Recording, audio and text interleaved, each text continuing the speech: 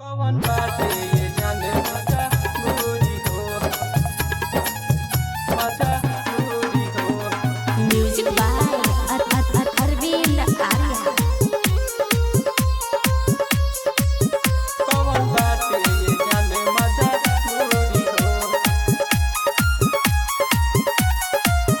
काहे हमसे बनावतारू दूरी हो, काहे हमसे बनावतारू दूरी हो।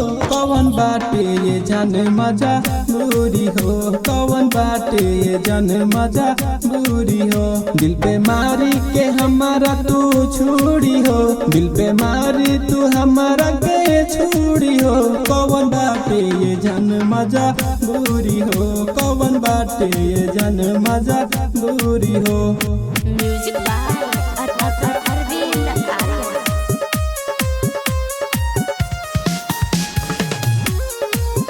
मजा गोरी हो, मजा गोरी हो। तोहरे ही याद में रोता बानी, अखिया के कजरा के धोता बानी, अखिया के कजरा के धोता बानी। तोहरे ही याद में रोता बानी, अखिया के कजरा के धोता बानी। यार हमारा न जैसन जोरी हो, यार हमारा न जैसन जोरी हो। कौन बाटे ये जान मजा बुरी हो, कौन बाटे ये जान मजा बुरी हो। Music by Arvind Arya.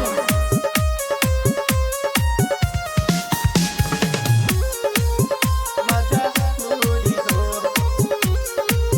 मजा गोरी हो। सरवन के छोड़ के तू गईलू के कार हो, किसान राज के पैलू तू प्यार हो, किसान राज के पैलू तू प्यार हो।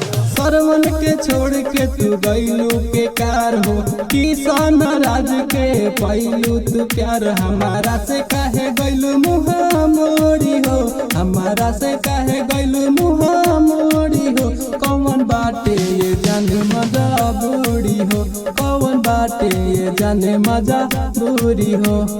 दिया रिकॉर्डिंग स्टूडियो मोहम्मदपुर।